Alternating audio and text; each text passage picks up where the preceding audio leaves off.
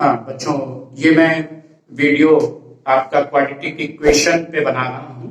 ये class 10th के, चाहे वो आईसीएसई बोर्ड हो, चाहे सीबीएसई हो, चाहे यूपी बोर्ड हो, सभी को ये काम देगा। इसलिए ये आप इस वीडियो को बहुत अच्छे से देखेंगे। ओके। हाँ तो बेटा देखिए, आपके चैप्टर का नाम है क्वाड्रेटिक इक्वेशन। हिंदी में इसको द्विघात समीकरण कहते हैं। अगर हम हिंदी से इसको समझें तो बड़ी सरलता से आपको समझ में आ जाएगा। द्विघात का मतलब दो घातों वाला, यानी दो पावर वाला, जिसमें टू पावर हो, that is called the quadratic equation. अगर हम इसको अब इंग्लिश के माध्यम से समझें तो क्वाड्रा, यहां पे जो ये क्वाड्रा है इसका मतलब है टू, ठीक है। और इक्वेशन तो इक्वेशन है, यानी टू पावर इक्वेशन। जो टू पावर इक्वेशन हो that is the quadratic equation, ठीक है। अब इसका आपका स्टैंडर्ड फॉर्म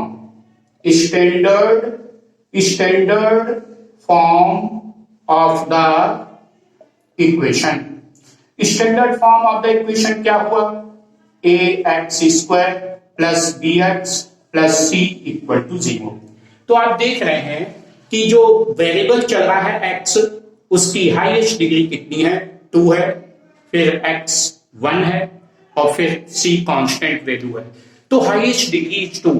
जिसकी हाईएस्ट डिग्री 2 होती है, that type of equation is called the quadratic equation. तो पहले तो आपको यही बात समझनी है कि क्वाड्रेटिक इक्वेशन होती क्या है। तो क्वाड्रेटिक इक्वेशन क्या हुई? जिसकी हाईएस्ट पावर 2 हो, that is called the quadratic equation. Clear हो गए? तो बेटा ax square plus bx plus c equal to 0 इसका स्टैंडर्ड फॉर्म। आप क्वाड्रेटिक तो समझ गए। यहां पे a b एंड c ये क्या है? आपके कॉफिशिएंट है। एक्स स्क्वायर का कॉफिशिएंट ए कहलाएगा, एक्स का कॉफिशिएंट आपका बी कहलाएगा, और C is the constant value. For example जैसे हमने लिख दिया बेटा 2x square plus 3x plus 7 equal to 0। तो इट मीन्स कि ये ए है, इट इज ए। ये क्या चीज है? बी है। और ये क्या चीज है? सी है। तो आपको ए बी सी का पता लग जाता है। क्लियर?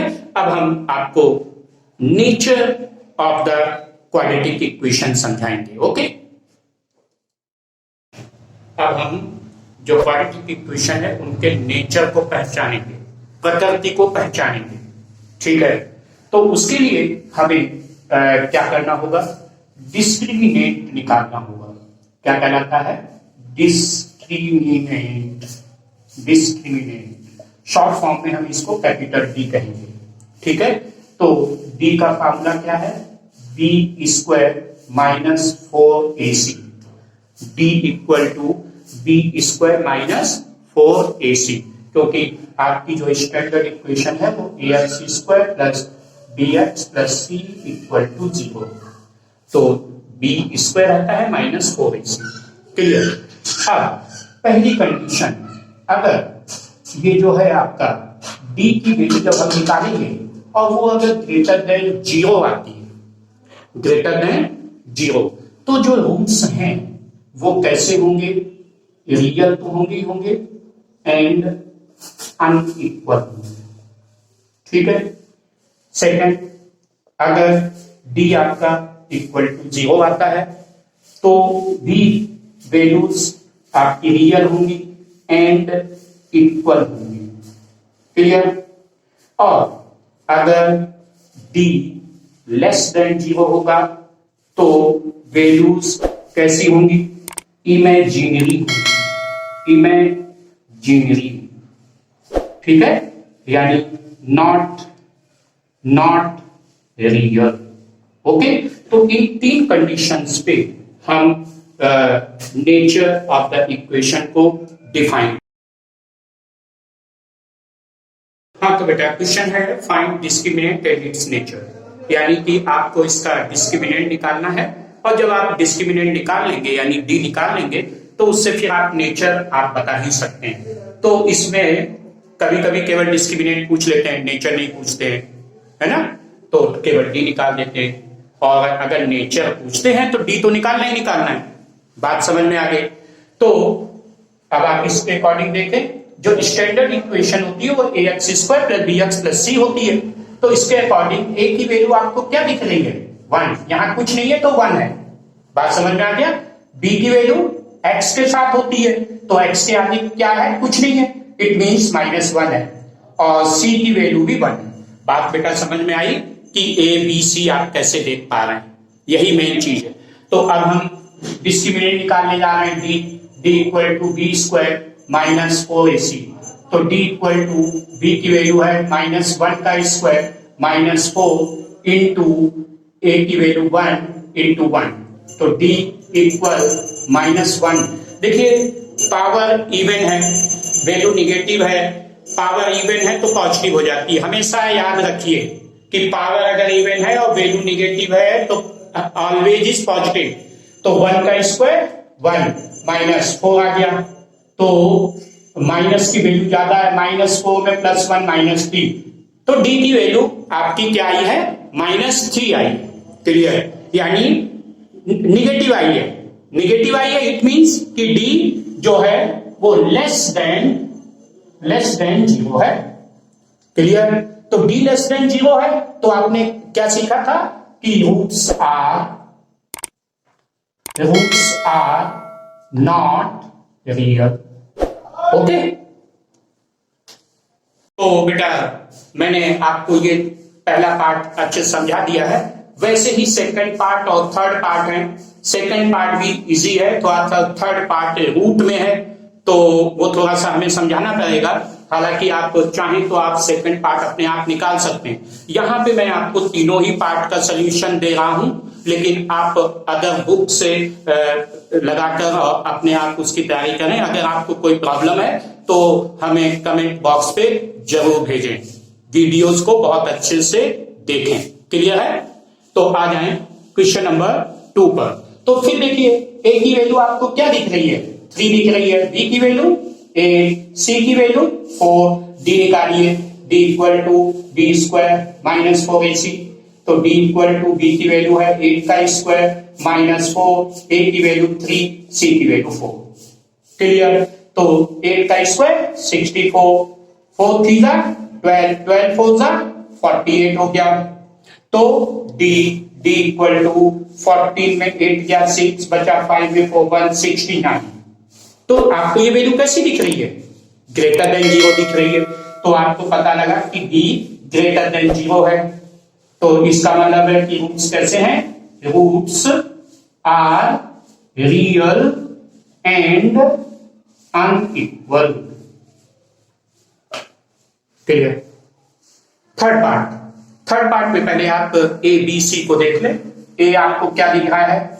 ए की वैल्यू आपको 2 दिख रही है, बी की वैल्यू आपको -5√2 दिख रही है, सी की वैल्यू 4 दिख रही है। तो बी की वैल्यू रूट में दिख रही है।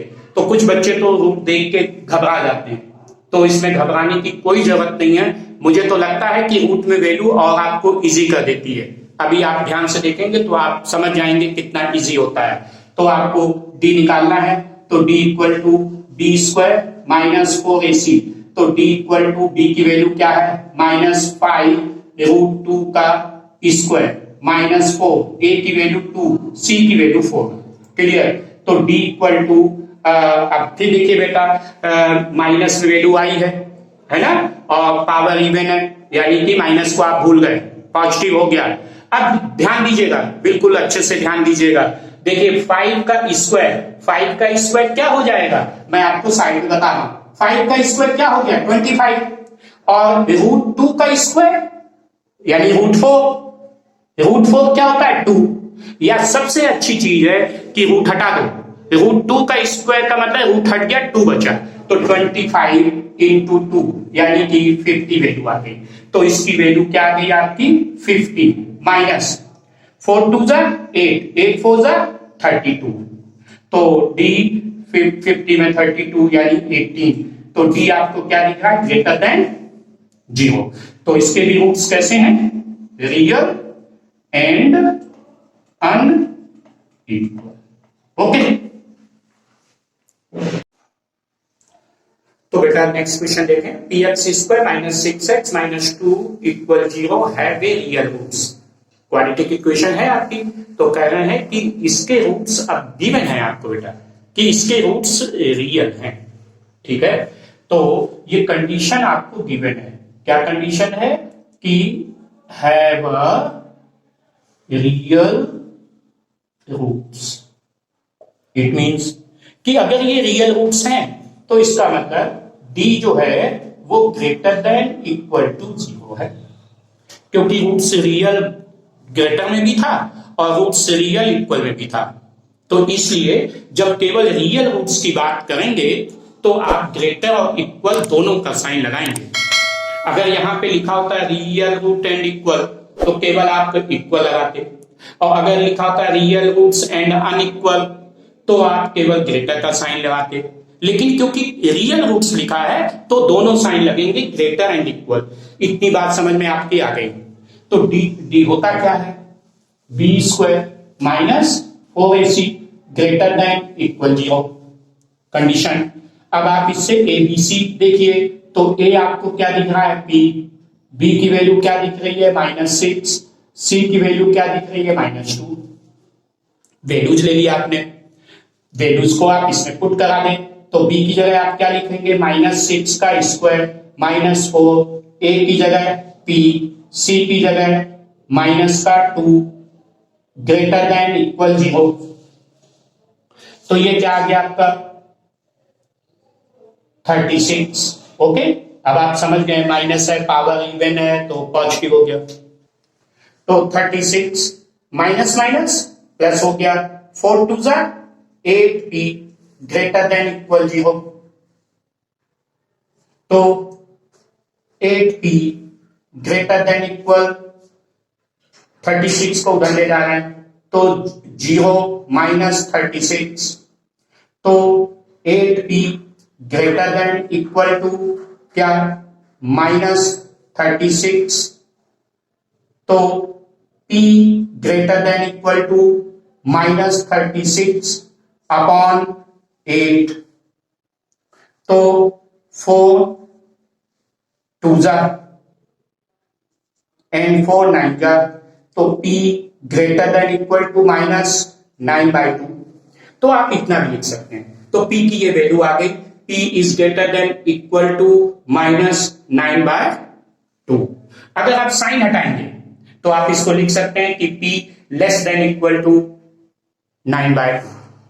ओके, इस तरह से p की वैल्यू निकालते हैं। हाँ बेटा, तो मैंने देखिए आपको रियल रूट से समझा दिया है क्वाड्रेटिक इक्वेशन को। अब हम आपको बताने जा रहे हैं कि कैसे हम क्वाड्रेटिक इक्वेशन में ही सम ऑफ अ रूट और प्रोडक्ट ऑफ अ रूट्स को फाइंड करते हैं।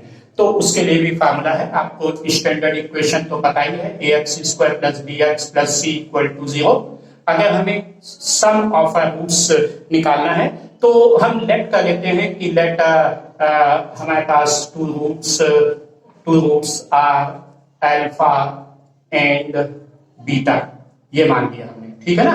तो पहली condition sum of a root, sum of a root, sum का मतलब प्लस, तो एक रूट आपका अल्फा है, एक रूट बीटा है, तो अल्फा प्लस बीटा जो होता है वो -b/a के इक्वल होता है। ठीक है? और second product of a root, product of a root, product of a root का मतलब क्या हो गया? Alpha into beta, it is equal to c/a। ये फार्मूले हो गए। ठीक है? और उल्टा भी हो सकता है कि if roots are given then how to form quadratic equation, तो वो कैसे आप बनाएंगे? तो उसके लिए आपके पास फार्मूला है x² minus sx plus p = 0। यहां पे बेटा s का मतलब आप समझ रहे हो, मैंने इटैलिक से बनाया, इसलिए बनाया कि ये आपके माइंड में छप जाए, इसलिए मैंने ऐसा s बनाया। एस का मतलब है यहाँ सम, ठीक है, और ई का मतलब है प्रोडक्ट, ठीक है। आप इससे इक्वेशन बना सकते हैं, या फिर तो आप ये सिंपल फार्मूला है, अगर आप चाहें तो हम इसको x square minus alpha plus beta, ये अल्फा प्लस बीटा एक तरह का क्या है, सम ही तो है, एक्स, ये एस एक्स दिखता है, प्लस प्रोडक्ट यानी alpha into beta, alpha into beta क्या है, एक तरह का पी ही तो है, इक्वल 0। अब find the sum and product of the root. अभी मैंने आपको सम और प्रोडक्ट के फार्मूले बता दिए। तो बेटा क्या है, 2x² plus 3x minus 5 equal 0, इसका सम और प्रोडक्ट निकालना है। तो आपके पास a की वैल्यू है 2, b की वैल्यू है 3 और c की वैल्यू है -5, जैसे आप करते आ रहे हैं। तो अभी मैंने आपको सम ऑफ अ रूट का फार्मूला क्या बताया था, -b/a। तो -b की वैल्यू है -3/a 2, ये आ गया सम ऑफ अ रूट। दूसरा क्या था, product of a root. Product of a root क्या होता है, c/a। तो c की वैल्यू क्या, -5/a2। बस ये क्वेश्चन 1 नंबर में आता है, ठीक है। अब आप देखें तो जो सेकंड इक्वेशन है वो स्टैंडर्ड फॉर्म में नहीं है बेटा, इस पे ध्यान देने की। फर्स्ट इक्वेशन इक्वल टू 0 थी, ये स्टैंडर्ड फॉर्म थी, ये स्टैंडर्ड फॉर्म में नहीं है, इसको आप स्टैंडर्ड फॉर्म में बनाएं। तो आप क्या लिखेंगे, √3ax² प्लस 10ax, क्योंकि ये ढल है, प्लस 7√3 इक्वल 0। तो a की वैल्यू क्या दिख रही है, √3a है, x² के आगे सब कुछ a है, x के आगे b है यानी 10a है, और c की वैल्यू 7√3 है। बात बेटा समझ में आ गई है। तो फिर sum of a root, sum of root क्या हुआ, अल्फा मतलब फार्मूला -b/a। तो -b 10a/√3a, इतना भी लिख सकते हैं, आप a काट दें तो -10/√3। ऐसे ही प्रोडक्ट ऑफ अ रूट क्या हुआ, c/a, c की वैल्यू है 7√3/√3a, चाहे तो √3 काट दें तो 7/a। अब बेटा आ गया कंस्ट्रक्ट द क्वाड्रेटिक इक्वेशन। अब देखिए रूट दिए हैं, पहले क्या था, इक्वेशन दी थी तो रूट बनाने थे, सम ऑफ अ रूट और प्रोडक्ट ऑफ अ रूट। अब आपको क्या दिए हैं, रूट दिए हैं, आपको इक्वेशन बनानी है। तो रूट दिए मतलब एक रूट आपको दिया है अल्फा, तो अल्फा है √5 और बीटा हो गया आपका 2√5। तो पहले क्या निकालने इसका, sum of root, sum of root क्या हुआ, √5 यानी अल्फा प्लस बीटा 2√5। तो ये √5 2 है, ये √5 1 है, यानी कि कितने हो गए, 3√5। क्लियर। अब निकाले प्रोडक्ट ऑफ रूट यानी √5 इंटू 2√5। तो बेटा √5 5 2 10 हो गया, क्लियर। तो मैंने क्या बताया था, x² minus sx plus e, यही तो बताया था फार्मूला, रख दीजिए। तो x² सम क्या आया, सम आया 3√5x, प्रोडक्ट क्या है 10 इक्वल 0। हाँ तो बेटा अब नेक्स्ट है आपके पास, अब अल्फा है 1 प्लस √2, बीटा है 1 माइनस √2, क्लियर। तो अब आप वही सम ऑफ अ रूट निकालें, सम ऑफ अ रूट। थोड़ा सा मैंने ये क्वेश्चन अलग इसलिए लिया है कि इसमें प्लस माइनस भी आ रहे हैं। तो अल्फा है 1 प्लस √2 प्लस बीटा है 1 माइनस √2। लेकिन जब इसको सॉल्विंग देखें तो बहुत आसान है, क्योंकि प्लस रूट माइनस रूट आपका कट रहा है, ये कट गया तो 1 + 1 आ गया 2। प्रोडक्ट ऑफ रूट क्या हुआ, 1 प्लस √2 एंड 1 माइनस √2। तो आप देखने पे ही लग रहा है कि ये a प्लस बी और a माइनस बी की आइडेंटिटी आपको दिखाई दे रही है, यानी a² माइनस b²। तो इसके अकॉर्डिंग 1 का स्क्वायर माइनस √2 का स्क्वायर, यानी कि क्या आ गया 1 - 2 यानी -1, क्लियर। तो इक्वेशन क्या होती है, X square minus S x plus P equal 0, यानी एक्स स्क्वायर माइनस सम क्या आया था 2 x plus minus minus 1 equal to 0। इस तरह से आपकी क्वाड्रेटिक इक्वेशन बनती है। ओके।